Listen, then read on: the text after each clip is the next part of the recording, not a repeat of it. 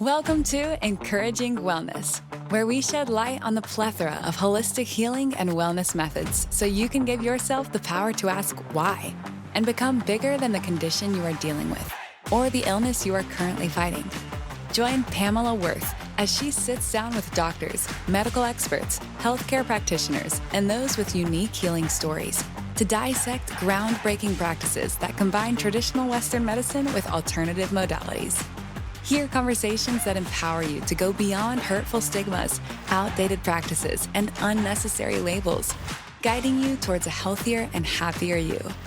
Here, we highlight your true worth and help unleash your inner courage. Now your host, Pamela.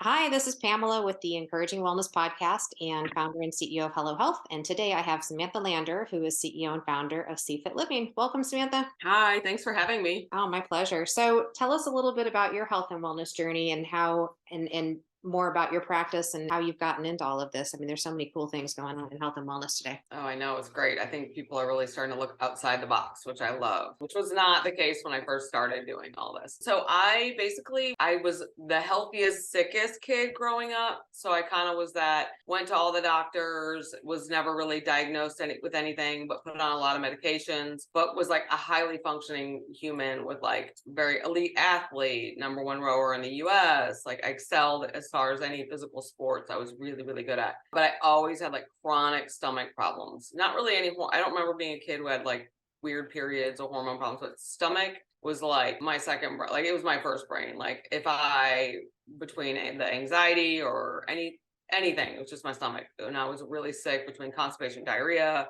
bloating, eventually got where it was like inability to lose weight no matter what I did, craved the carbs. And that kind of went on until I had this like little stint of my life where I was using a lot of drugs, but it was a lot of self-medicating for like undiagnosed sort of ADD, ADHD, which I think stem from my gut. I don't need to take anything really now except for supplements that are like natural, so I felt better then, but I also wasn't very in tune with what was going on in the reality of life. And once I kind of got through all that, I became a personal trainer and I was doing all the right things, which most of us can relate to, working out, counting calories, doing what the like little nutrition things tell you. And I was getting like progressively sicker, like diarrhea all the time. I felt like my skin like didn't fit my body. I was retaining that much water and it was like, it just kept going. And there's no way that someone who was eating so little and working out as much as I was could literally be gaining actual like weight, like fat. I mean, my body was like probably in starvation mode. I was eating, but it was like, I was like to the minimum, but I was working out a ton of cardio.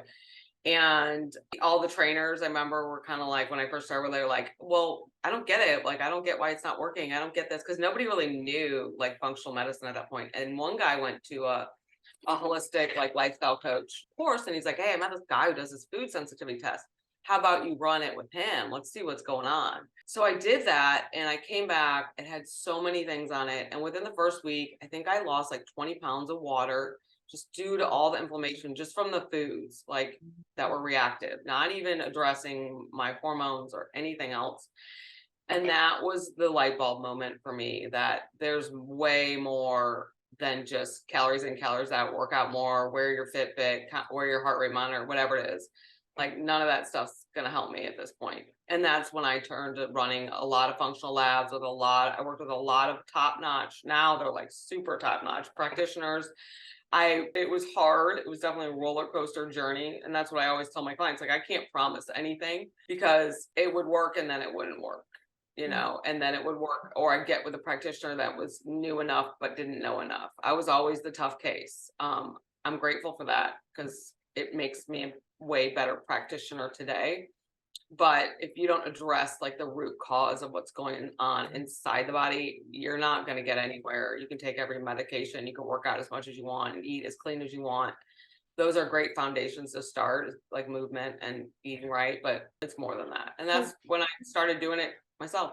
Yeah. So what kind of tests would you suggest running on folks now that are coming to you and like, hey, something's just not right. I am, exercising and I feel like I'm eating correctly. What would be kind of the next first steps that you might take with somebody? So for me personally, the three labs that almost all my clients run out the gate are a food sensitivity test, a GI panel, and a adrenal and hormone, comprehensive adrenal and hormone panel. And what And would then something like that cost for folks? Because it's typically cash based, or can you run anything through insurance too, or a combination? Or you can use your FHS card, HSA cards on the labs and with me. uh But otherwise, it's not really run by insurance. You can submit it and see if they'll cover it. Some might. I know some covers like nutrition counseling, so I can like label my things like that. But it's all out of pocket. So those tests out the gate, $850 probably total. A program with me or consults with me on top of that is usually how it runs. So it's definitely an investment. I one day I added up. I mean, I think I probably spent over $50,000 on my health easily yeah. between supplements and doctors and getting to run around Well, and but it's worth it. it is in the long run. I remember the first year that we were going through this with my son. It was so many thousands of dollars that we ended up having to sell, one of the nicer cars and, using that money and then getting the crappier car, which we still have for the teenagers now. But it's kind of it's really, really hard to make that investment initially on your health, but it really does pay off in the long run. Yeah, I mean, just on my backstory, like, I mean, I basically had come out of, I was in prison for a while. So I came out, I had nothing, like nothing. I got really lucky that my personal training business, just like by second year was 6 figures and I was able to pay for it. But all my money, I mean, I reached my like goals that I wanted, like buy a house, blah, blah, blah. But like most of my money went all to that. And it was a struggle because I had nothing. And so it's like, you want to like save and do all these things that adults do at that point, but it was probably the best money I've spent. And I tell my clients, like, let's say I'm walking around, whatever, like with a Gucci bag, right? Here I am strutting my stuff with that. But if I feel like it doesn't matter, I'd rather be wearing the like cheapest, most homely sweatshirt in the world and like feel good. Yeah. So if you've been sick or felt bad or been in that like I don't know what to do state, you know that it doesn't matter. It's like you do anything to have. I remember I get a lot of clients that say, "Man, if I could just have like a perfect day," I'm like, "Okay, you're my person. Like I will work with you." Because like I used to pray just for one good day, like just one day where I wake up and I can feel like a normal human, whatever that meant to me. Mhm. So when you run the tests, in our experience, things don't happen overnight. You've got to be so patient with how your body starts to heal from the inside out, and it can take quite a bit of time. From your experience, after you kind of get the results back from food sensitivity, hormones, adrenals, GI, what do you kind of do next in terms of maybe changing the diet, changing some supplements? How long does that typically take, that journey? I would say now people work with me at least a year, Mhm. or 8 months to a year, depending on what all they have going on. If it's just sort of like working with a menopausal woman who wants to balance hormones, it's probably, they don't need as much, but it's the kind of the 45 and below that have a lot more going on. I always address the food first. So they get all the labs, they can run them whatever pace they want to run them. Okay. But it's usually at least like kind of one a month. Some people knock it out. The food I address first, we get that going. And then I address the hormones and adrenals and I get them on a good protocol for that. And I won't address and start killing anything in the gut until I know that they're like adrenals and their cortisol, like all that sort of been like at least 2 months in where Mhm. they have like going and killing some sort of infection in your body, as we all know, can like tank the body. I mean, for example, I'm not trying to get into vaccines, but like a lot of people got the vaccine, right? Or they got COVID. And the stress response on the body right there is exhausting people, and that alone. So imagine if you were like actually killing something in your body, like it's an overload on the system. So if you're already stressed, adding more stress, I'm trying to decrease stress, not add stress. So we have to like change the lifestyle stuff, balance the hormones, and then we go and we kill everything. It's typically how I kind of run it. So I don't just throw them under the bus. And there's people who do not like that and will stop working with me. And I'm like, have fun when you feel like, you know, Yeah, it takes a lot of time. I'm in our experience, it took each one of us a little over a year to really start to feel right. It was yeah. frustrating. Oh yeah. I mean, sometimes people do the food test and like within a week, they're like, I'm pooping. Like I feel amazing. I'm like sleep is great. And then I have others that are tougher cases that, I mean, we just keep digging. We can run other labs, stuff like that. But it's such a gamut. I don't, put a promise on any of it, really. Your own health. Is there a certain type of diet that you like to follow or certain things that it seems like everybody's got an opinion on this. I'm like back to basics kind of girl, I think. I've tried it all with everyone. I see what I get when I come in. For me, my diet is pretty clean. I've gotten to the point where my gut is not so sensitive. Like it's not as leaky, and I can cheat and not feel awful. I'll get puffy, my sinuses will like I know what to expect. Like before I used to be so scared to cheat that I thought I like literally would like die. And you're not. You've been living like that, like inflamed for years. But I was so scared to feel that way. It was like PTSD. So I eat clean. I try to follow whatever food sensitivities I have at the time. I usually can figure it out pretty well what they are. I don't run that lab as much because I don't get as like I usually come back with like 7 things I'm reactive to at this point, and then I'm like, well, even if I eat them, I don't really notice anything. So it's usually for me when I am not feeling right, it's my hormones. So I eat clean. I eat 3 meals. I wake up. Try to eat within 30 minutes. Some days I might do what someone might consider intermittent fasting, but I don't know. But I just eat clean, more paleo, a lot of protein, vegetables, a lot of protein and vegetables. I don't do a ton of carbs. I have polycystic ovarian syndrome. So, I just don't, I do a lot of blood sugar balancing, but it's just sort of I'm not as focused on it as I was before. Yeah. And it works. What about like a handful of supplements that are kind of like your go-to, everybody really should take a look at these type, any ingredients or anything particular that you're like, this is just kind of a no-brainer. Everybody needs this stuff because of today's diet. Oh, I was gonna say doesn't need. I mean, obviously, like a really solid, like the stuff that I could say to anyone in general, like go take this, because there's a lot of things I won't until I run the labs. But like, it's not gonna hurt you to take a fish oil, a really good probiotic, a multivitamin. Vitamin D with K2, vitamin C will not hurt you. Gut healing stuff won't hurt you, but you should probably figure out what's going on first. Let's see. A lot of people I'll put on like something called like MTFHR, like kind of a supplement for that, even if they are not tested for genetic SNPs or any of that gene mutation. I'll put them on the B vitamins for that and methylfolate. And B12 shots I think are great. I think it goes in better that way. But that's kind of like the foundation. I know people like to do an adrenal support and thyroid, but I have to see where their cortisol's at. I can't. Yeah. So that's the Different second herbs for different things. Yeah. So that's the second time you've mentioned cortisol. So what is cortisol and, whether it's too high, too low, what's good, what's bad? So cortisol is your stress hormone. So when your body is having a stress response, you're going to release cortisol to react, sort of your fight or flight, right? Just to like dummy it down. And if a lot of people think that they're stressed out, oh, my cortisol's all messed up. Like that's like their go-to is like, oh, it's so high. Well, honestly, like the labs that I get, it's very rare that it's actually high. Mhm. So cortisol is a bell curve. And when it's super, super high, that's at acute state. You're still producing it. That's amazing. I like to see that you can still produce your own cortisol, but you're starting to get the symptoms that come with like adrenal fatigue or failure, however you want to put it, or adrenal dysfunction. And over time, you'll stay in that state because a lot of us don't ever come down from that high stress state. So we keep working, we keep busting our ass at the gym, we're cutting calories, we're not sleeping, we're working, we have our kids, we have all this stuff now, like just our electronics alone.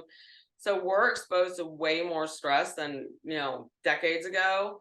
So we stay in that high cortisol output and eventually we run out. We only have so much cortisol reserve.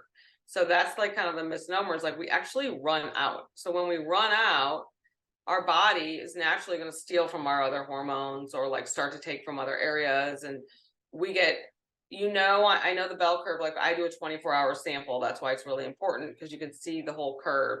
And when it's like flatlined, that's when you need, and you're highly symptomatic. So the brain fog, constipation, GI, eczema, psoriasis, like all these things start happening in your body and you have low cortisol, that's a bad state to be. If you come to me and your cortisol is fairly normal, yet you are not symptomatic, then you could be okay. That could be okay, but it's pretty kind of rare. Yeah, so that's like super cool to think about because I hadn't really thought of cortisol that way in terms of like, look, you've got a reserve and you're keeping yourself so stressed out that now you're starting to.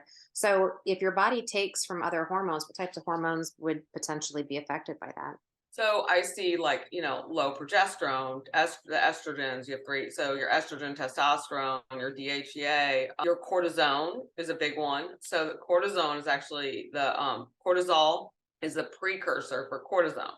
So many of you guys have probably heard like cortisone shot you get in your arm. It helps with the inflammation of an injury or whatever. So it's the same thing. Your body makes cortisone. It's your natural anti-inflammatory. So when you're running out of cortisol, you're not going to have any cortisone, so you're not going to fight any inflammation. So you might notice, like, let's say you fall and you cut your knee. All of a sudden, it's like, why isn't this like healing? Like, why is this not getting better? Why is this taking so long? Why is this broken bone like taking way longer than the doctor said?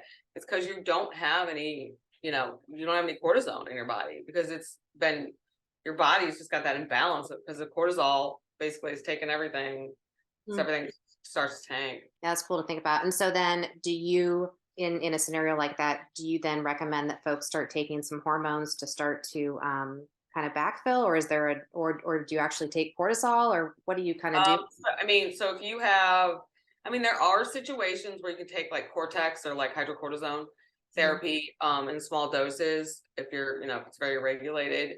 And that's typically too, like if you have like Addison's, which is an autoimmune condition where you can't actually produce cortisol at all. So that can be something you use. I very rarely do it, but there are supplements that can help increase the half-life of your cortisol and get you producing it again. If your estrogen and progesterone are low, we can do bioidentical with that. We can put you on something called pregnenolone, which is like your mothership hormone, which can help with all of them. It just kind of depends on the person. Some people you got to be careful, like if their testosterone is high, because you can convert hormones into other hormones. So it's really case by case.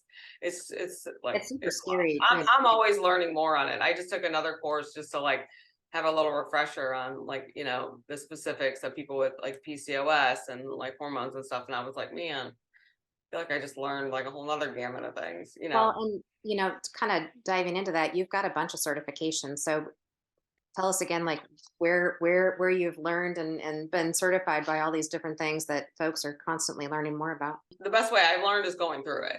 Like literally my experiences and working with really good practitioners. However, because then I've learned like, oh, this is wrong. This is why we're doing this. Like, but I am a functional diagnostic nutritionist.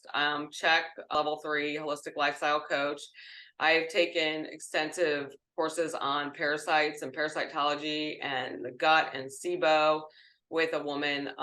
She's like, I've taken a lot of them through like various Poliquin, but I don't like Emma Lane is my go-to and guru for any of that. She's out in London and she is like, she's ruined. It's like you get the best carrot cake you've ever had and you can never have the same one again. And she is so knowledged on the gut. It's insane. And it's all backed up. All backed up with evidence. Like she's so good, but she's taken me to the next level as far as parasites, gut, leaky gut, SIBO, candida, any fungal thing. I could take her courses 12 times over and learn something new every time. And then, I've taken metal, mold courses, metal toxicity courses. I just finished a PCOS course. I am constantly, I always have a podcast in my ear trying to learn something new or hear what's going on in other practices because we all have a different opinion about a little bit of something. So there's always a golden nugget and then a lot of stuff about running the business. At some point, then you're doing all that. I mean, So. there's so many things that you have to think about when it comes to managing the inflammation in your body, just in lifestyle or anything. I mean, obviously you talked about heavy metals, and is there anything in terms of lifestyle that you're like, this is kind of a no-brainer that everybody should watch out for that causes major inflammation and things that should be thought about? Your food. That's the number one thing. If you're like broke and you can't afford testing or whatever it is, like change your diet, Yeah. and lift weights. Don't go bust and do hours of cardio, lift weights and look at your diet. If you can't pronounce something on a box or whatever, just don't eat it. It's like there's so much information from functional practitioners out on the internet. I know it can be a little dangerous, but there's enough to get the basics.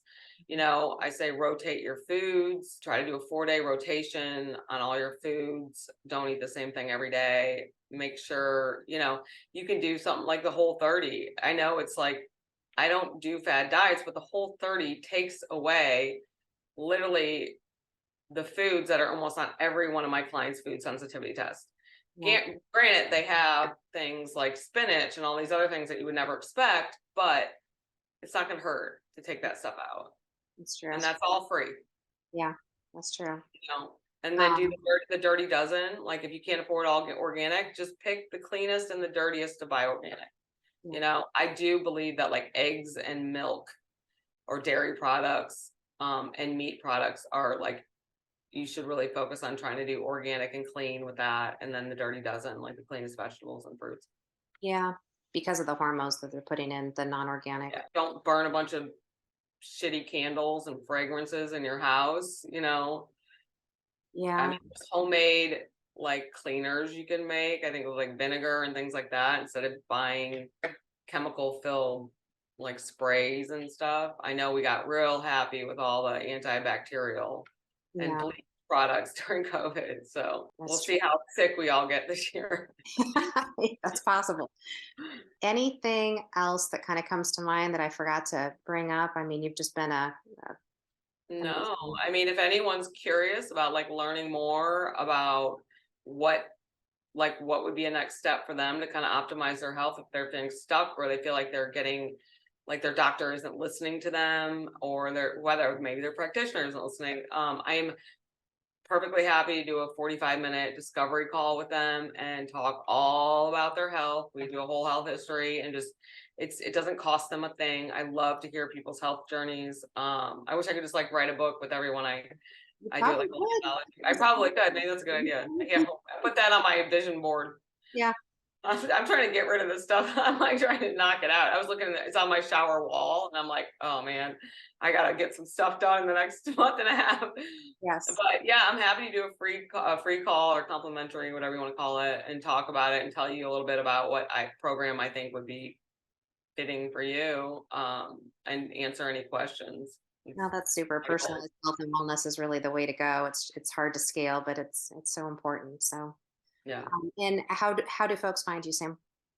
So you can go Instagram. I am all over that bad boy. So it's CFit Living, SEEFIT, and then living. So it's not the letter C, it's like spelled out CFit. And then Samantha Lander. I mean, you can Google me and probably find a lot. Just Facebook, Samantha Lander, CFit.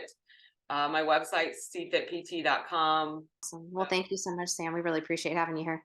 Oh, no problem. Thanks for having me. That's it for this episode of Encouraging Wellness. We hope this serves as an eye-opener to you on new ways to approach your health and wellness. By learning both unique and the best alternative wellness and healing methods, you can live your best life. Listen to more of our episodes at www.hello.health. Be sure to subscribe to the show and leave a rating. Together, let us work towards unlocking you and your family's best self. Thank you for listening. See you on the next one.